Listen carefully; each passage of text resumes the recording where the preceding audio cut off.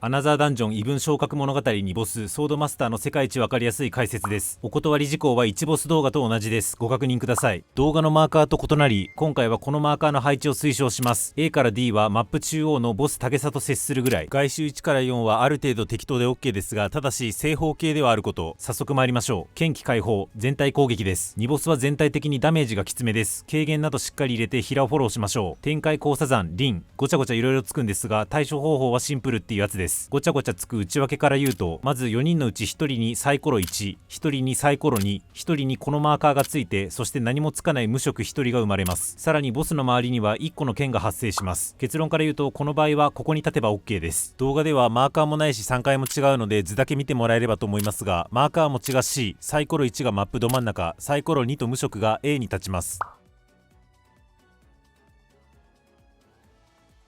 そうするといろいろいい感じになってどうにかなります。何が起きてるかというと、展開交差山輪なので、まずサイコロ1番の人中心にドーナツ範囲が発生します。次にこのサイコロの動きとは無関係にマーカー持ち中心にボスが円範囲攻撃を仕掛けてきます。最後にサイコロ2番の人中心にドーナツ範囲の逆である円範囲攻撃が発生します。以上の攻撃に対して今説明した立ち位置でいるとなんとかなるっていうことです。この攻撃は分岐するのでそっちもご紹介します。展開交差山円の時があります。円の時はサイコロ1の人に円範囲から発動するのでって考えるとややこしいので、結論だけ言うとサイコロ1とサイコロ2が立ち位置を変えれば OK です。輪の場合はサイコロ1がど真ん中、円の場合はサイコロ2がど真ん中と覚えましょう。で、実は分岐はそこだけじゃなくて、今回のケースだとボスの周りの剣が1個ではなくしれっと2個になっています。2個の場合マーカー対象者への円範囲を1人ではなく2人受けする必要があるので、何もつかなかった無色が A の位置ではなくマーカー対象者の元へ行き2人受けしてあげましょう。1人受けすべきところを2人受けしたり、2人受けすべきところを1人受けするととんでもない距離にのくばされて即死するので、とんでもない距離吹っ飛んで死んだ人がいたらそこのギミック処理をミスっていると認識しましょう。というわけで、ここの攻撃は技名が輪か円か、ボス周りの剣が1個か2個かの計4パターンです。最初のギミックなのでやってるうちに慣れるかと思います。先へ進みます。四方強調、1人ずつ3方向に赤いマークをつけてきます。この方向から攻撃を受けると即死するので、透明の方から攻撃を受ける必要があります。以降、赤い方向を弱点の方向、透明の方向を弱点じゃない方向と呼びます。変点硬派、見たまま避けます。これを避けた後、弱点じゃない方向がマップ中央を向く位置に移動します。22に分かれるはずです。この時、後続ギミックの都合上ボスに近づきすぎないようにしましょう。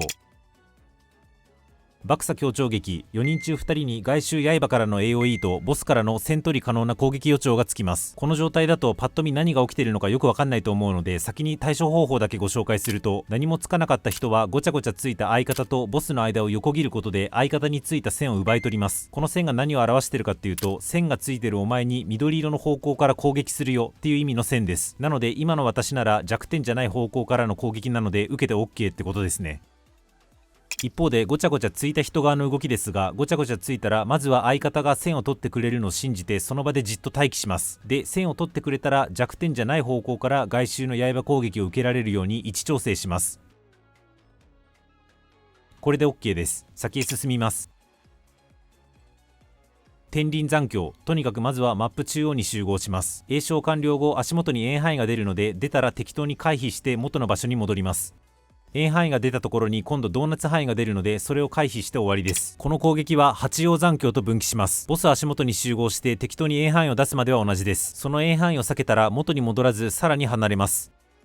ご覧の通り8方向に直線範囲が出るのでしのぎます。全体的に技名がちょけてるので分かりにくいんですが、天輪残響ならドーナツなので中、八葉残響なら8方向直線なので外っていう感じです。先へ進みます。時差剣派、見たまんまの攻撃です。3列のうち真ん中1列、左右どっちか1列、残り1列の順に順次円範囲が発生し発動します。別に3回目に発生した予兆に待機する必要はなく、とりあえずこの位置に待機しといてすぐ1列目の跡地に駆け込めば間に合うかと思います。続いて先ほどと同じ攻撃です。同じように対処します。 A から D マーカーを置いてマカ基準でやってれば最初と全く同じやり方でいけるかと思います。8王反響、この詠唱開始時から早めに4人が四隅に3回する準備をしておきましょう。詠唱完了とともに円範囲マーカーがつくので図の通り1から4マーカーに3回します。動画では1から4マーカーの置き方がガバくて怪しかったので四隅に置いたんですが、1から4マーカーがちゃんと正方形に置けてる前提で、この場では1から4マーカーへの3回を推奨します。図上の円範囲マーカーが消えたらすぐくこの位置に移動します。きちんと捨てるとこのようにアンチが発生します。やってみるとわかるんですが、ここの3階からアンチへの移動までがシビアです。スプリントも視野に入れましょう。さらにボス前面への反面範囲攻撃です。後ろに回避します。そして連続直線頭割り攻撃です。これを4人で受けます。これでようやく一段落です。次のギミックはちょっとした難関だったんですが、神解放が出て大幅に楽になっています。その解放で解いた動画をお借りします。タワー様ありがとうございます。再び全体攻撃が来た後、フィールドがご覧のように変化します。そして再び同じ攻撃が来ます。2方向が弱点にされます。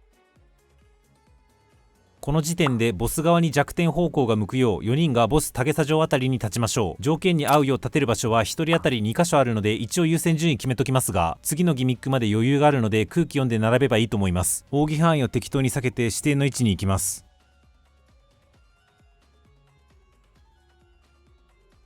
灼熱反響、急にめちゃくちゃごちゃごちゃしますが構える必要はありません。外周4方向からでかい刃と同じく4方向から小さい刃が発生しています。でかい刃の方からは問答無用でその直線上に直線範囲攻撃が来ます。一方で小さい刃の方は最初のギミックであったように誰か一人めがけて AOE が折れ曲がる形でついてきてその人めがけて攻撃が来ます。なので自分の弱点じゃない方向2箇所からうまいことでかい刃とちび刃の攻撃を食らってみんなでしのごうねっていうギミックです。愚直にギミックを説明すると今言った通りなんですが、対処方法はシンプルで各々が左か右のくぼみに行くだけです。どう判別するかというと、ボス足元縦状にちび刃の予兆があるかないか、あれば右、なければ左に行きます。今回はボス足元に縦状にちび刃の予兆はない、なので左に行くのが正解なんですけど、ここ予兆がごちゃごちゃしてるんでボス足元縦状にちび刃の予兆はないですね、だから左ですって言われてもんって思う方もいそうな気がします。多分次のパターンを見せるとわかると思うので、今回は左なんですねと思って見届けてください。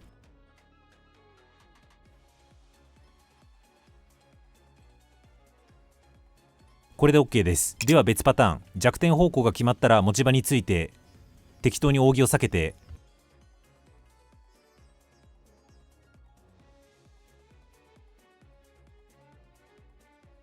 ボス足元に注目します。縦状にちび刃の予兆がありますね。さっきの予兆なしパターンと比べると一目瞭然です。今回は縦状にちび刃の予兆があるので、自分それと対面の人は左ではなく右に移動します。要はくぼみの行き先を対面の人と交代する形になるってことですね。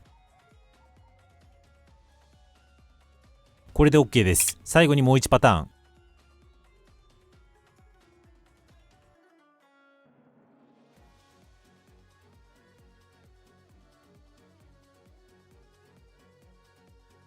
ボス足元に注目。縦状にちび刃の予兆がありますね。なので自分も対面の人も右に移動します。ちなみに横上にもちび刃の予兆があるので、左右にいる人もボスを見て右側に移動するパターンです。自分として気にすればいいのは、縦状にちび刃予兆があれば右、なければ左っていうだけです。なおくぼみに入るときは当たり前なんですけど、弱点じゃない方向からちび刃の攻撃を受けるように位置調整しましょう。また被弾場所中心にダメージ床になるので、気持ちマップ外側で受けてあげると親切です。先へ進みます。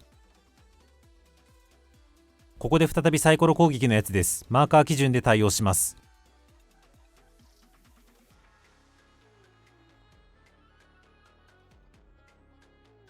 再び2方向が弱点属性にされます。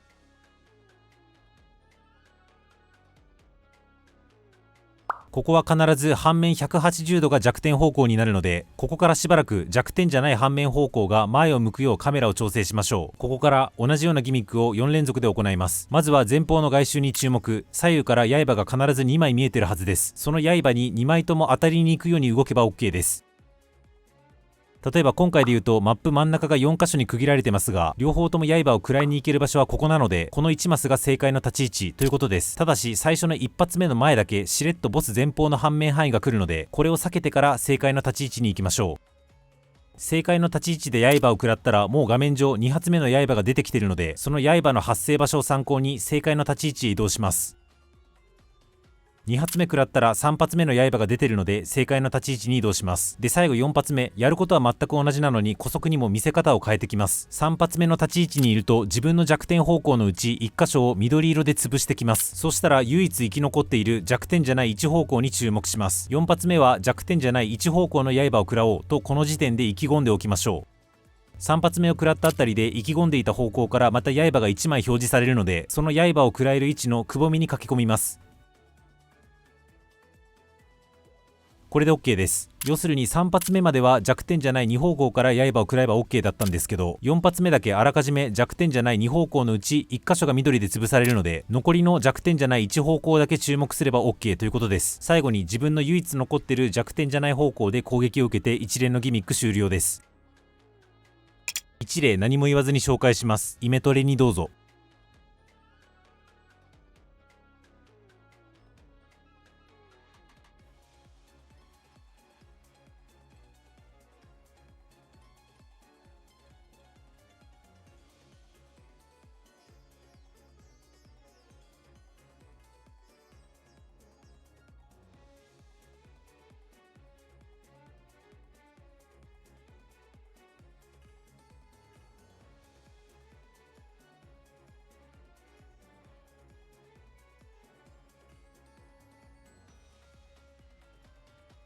先へ進みます。全体攻撃とともに足元に AOE がバラバラと発生し、さらに1箇所から距離減衰予兆が発生します。その予兆から遠ざかりましょう。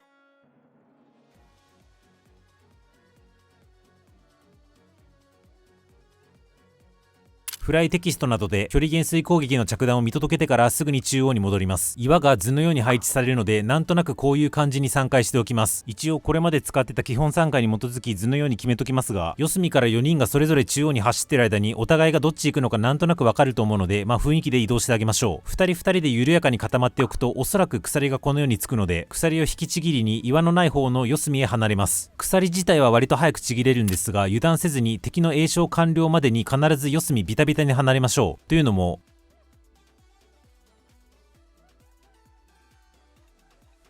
ご覧の通り、詠唱完了後の着弾地点中心に直線範囲が発動するためです。四隅に離れるのをおろそかにすると、この直線範囲が岩にかぶり、岩にかぶると岩が壊れ、次のギミックが処理できずワイプが確定します。ここでミスるのはもったいないので、必ず四隅まできっちり離れましょう。ちなみにこの岩、どういう理屈かわかんないんですけど、周りのもやに触れると即死するので近づきすぎないようにしましょう。そして次が最後のギミックです。再び3方向が弱点にされます。例のごとく弱点じゃない方向が前方になるようカメラを回転させます。で、適当に扇範囲を避けた後、前方と左右から刃が発生します。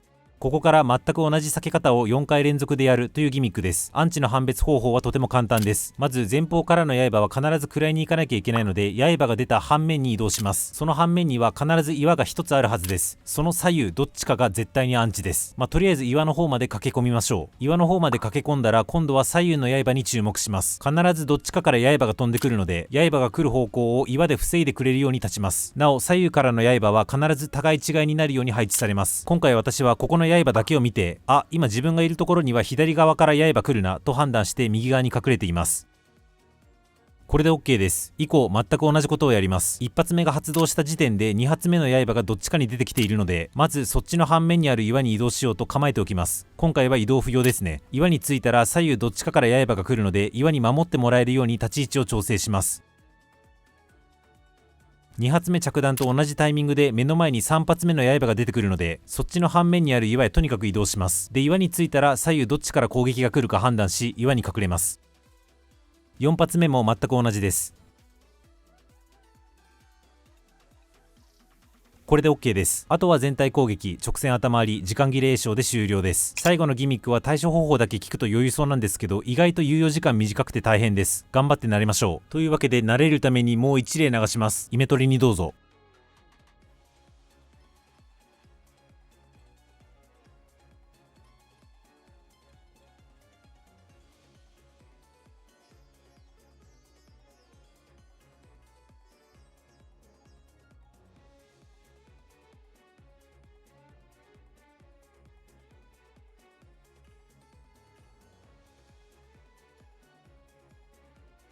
以降は先ほどお話しした通りの流れで終了です。解説は以上です。今後もファイナルファンタジー14の動画作りますので、今回の動画が参考になりましたらチャンネル登録お願いします。動画化の際は X で速報します。そちらもフォロー何卒頑張ってください。